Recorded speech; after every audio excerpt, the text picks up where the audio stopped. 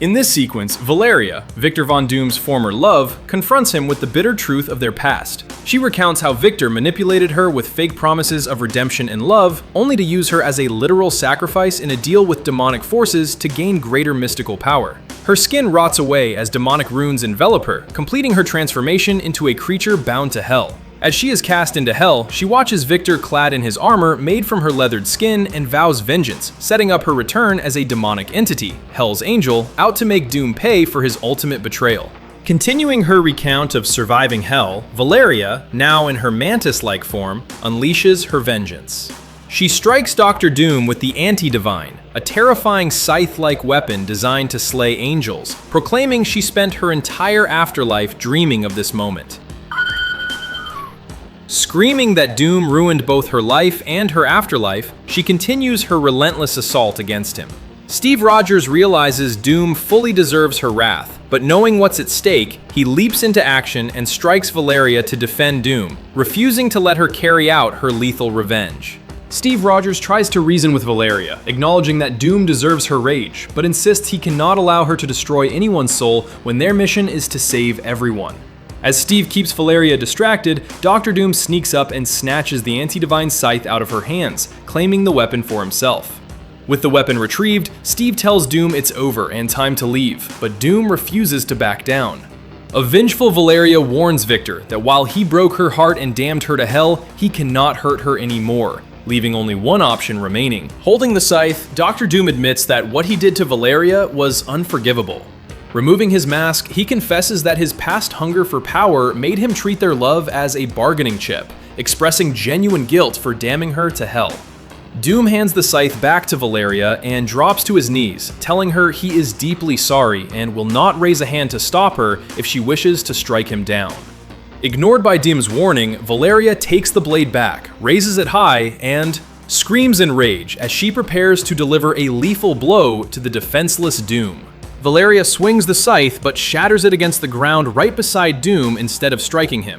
Remembering that she was once a good person, she refuses to let her quest for revenge turn her into a monster like Victor. A horned entity intervenes, agreeing to let Doom and Steve leave with the Anti-Divine scythe if their true goal is to give the souls in hell control over their own destinies. The entity warns them that the weapon was forged to kill angels in the final battle. It possesses absolute power, but comes with absolute risk to its wielder. Showing that his magical soul remains intact despite the danger, Doom wields the weapon himself, promising that once they use it to defeat Mephisto, the souls in hell will finally be freed from their torment. Bartan the Smith bids them farewell, offering his blessing and acknowledging that everyone has a role to play in both light and dark times.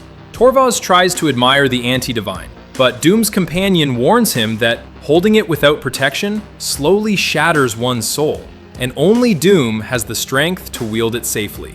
Doom promises Valeria that he will free her soul from hell. Valeria resolves to join them on their quest to dethrone Mephisto, making sure Victor keeps his word, while another ally dryly notes that Victor is a man of his word, so long as you listen carefully to their true meaning. Watching Doom display genuine contrition and put his life in someone else's hands, Steve Rogers realizes Doom truly loved Valeria, wondering if death has genuinely changed the tyrant. Nick Fury sits beside a comatose Steve Rogers on life support, reflecting on how their plans spiraled out of control and how the Avengers tore through Europe seeking revenge against Thunderbolt Ross. Fury notes that David Colton has returned far too powerful, with Bucky currently investigating the source of that power amidst heavy casualties. Fury observes that humanity is growing exhausted by unelected superhumans, like Captain Marvel, Tony Stark, and even himself, waging unchecked battles over their heads. Warning that the public is turning against superheroes, Fury urges Steve to wake up, calling him the crucial bridge between humans and superhumans who can guide them out of the crisis. Red Skull leads a fiery purge through hell, aggressively interrogating lesser demons to track down Steve Rogers and Dr. Doom. Mephisto speaks to Red Skull through a fiery skeletal creature, mocking his progress and revealing that his rival, Valeria, has already located Steve and joined forces with him and Doom. Mephisto tells Red Skull he has lost his little competition with Valeria, declaring that this is now an all-out war, urging Skull to stop wasting time with interrogations, rally his army, and figure out where Rogers and Doom plan to gather their forces. As the group treks through hell, Torvaz praises Steve Rogers for giving its people hope. But Steve humbly rejects being called a savior, stating he is just a simple man doing what he believes is right. Steve confesses his frustration with his own rigid morality, wishing at times he could compromise and navigate gray areas like a true savior, but admitting he simply cannot compromise his principles. Reflecting on how his stubbornness has cost him friends, lovers, and entire decades, Steve resolves that even in death, he cannot stop fighting for what is right. The group reaches their destination as Steve's ally announces their arrival, welcoming Steve, Doom, Valeria, and their companions as they prepare for the next step of their journey. The group arrives at the Suffering Prison, a grim domain in hell where souls who almost made it to heaven are held. Tragic figures tormented by the memory of divine light they can no longer reach. Veritok admits that while she knew the jailer Kral was powerful, she did not anticipate him being a massive antlered beast chained above molten pits. Suggests a tactical approach, stealthily taking out smaller guards first to free the imprisoned souls so they can swarm and overwhelm the giant beast together. Dr. Doom grips the glowing anti-divine scythe and dismisses Steve's cautious strategy, deeming the captive souls useless and preparing to handle the threat with sheer power instead. Ignoring Steve's warning to form a tactical plan, Dr. Doom leaps headfirst into battle, declaring that the element of surprise is all the advantage they need. Doom plunges the anti-divine scythe directly into the gigantic jailer Kral, unleashing a massive burst of mystical lightning upon impact. Though severely wounded and shocked by the mystical blade embedded in its chest, Kral snatches Doom out of the air in a tight grip, demanding to know what the little soul has done to him. Steve Rogers leaps off the cliff toward Kral's hand to save Doom, shouting for Veritok, riding atop a giant spider-like demon to retrieve the anti-divine scythe. Steve lands directly on Kral's thumb, straining to force open the giant's fist and break Doom free before Kral can crush him. Before Doom can fully escape, Kral slams his fist down into the stone cliff face, shattering the terrain while Veritok leaps onto his back to strike at the weapon embedded in his chest. As the cliffside collapses into lava, Dr. Doom catches himself on the rock wall and grabs Steve Rogers by the hand to save him from falling into the molten fiery abyss. Kral panics as green energy cracks spread across his body from the anti-divine's wound, asking what is happening to him as he begins to succumb to the blade's fatal power. Leaping down from atop the giant with the retrieved scythe in hand, Veritok declares that what happens to those who torment others is simply justice.